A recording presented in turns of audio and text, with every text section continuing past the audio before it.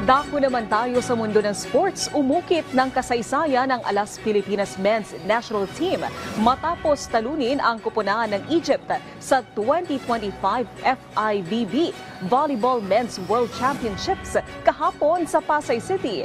Ang mga kaganapan dyan, ating balikan sa sentro ng balita ni Bernadette Tinoy. Sa ikalawang pagkakataon, muling papalo ang Alas Pilipinas sa World Championships kontra sa bansang Egypt dito sa Mall of Asia Arena, Pasay City. Unang set pa lang wala nang sinayang na panahon ng Alas Pilipinas at kinuha ang kalamangan 29-27 sa pagpapatuloy ng 2025 FIVB Volleyball Men's World Championships. Ngunit nakalasap din ang Egypt ng liderato sa second set 23-25. Sa bawat paghampas at pagpalo ni Brian Bagunas, Mark Espejo at Leo Ordiales, hiyawan ng mga manonood ang nangibabaw na nagresulta ng pagkapanalo ng bansa sa huling dalawang set 25-21 at 25-21. Dahil dito gumawa ng kasaysayan ng Alas Men na nakapagtala ng unang panalo sa World Meet at pataubi ng World number 21 na Egypt. Sa pagtatapos ng laro, nakakolekta si Basuka Bagunas ng 25 points habang 21 points naman ang hinataw ng young opposite spiker na si Ordiales. Sobrang speechless na nanalo kami on this game.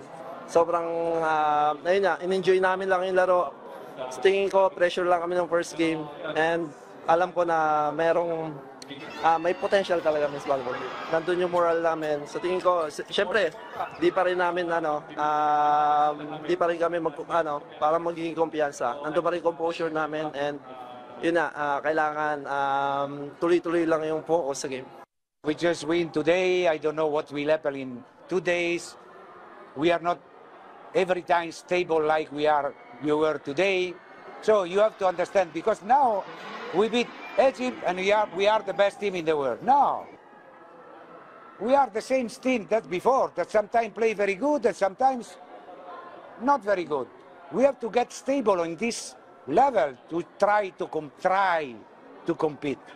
Sobrang saya kasi siyempre kahit first time natin sumali sa Men's World Championship, nakatatak na yun na nakakuha tayo ng panalo. Nag-reset lang, nag-mindset lang ulit ako kung anong gagawin ko.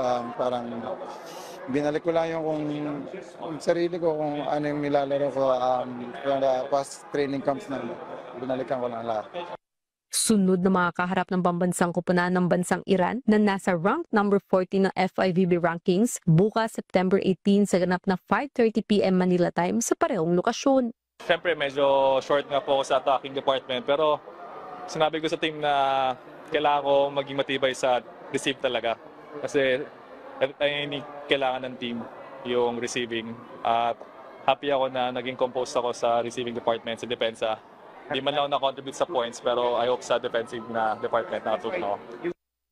Ito yung start namin, syempre confidence talaga yung bumuhay sa amin. Ayun yung wala kami nung first game. So ngayon sana magtuloy-tuloy, pataas ng pataas. Bernadette Tinoy para sa Atletang Pilipino, para sa Bagong Pilipinas.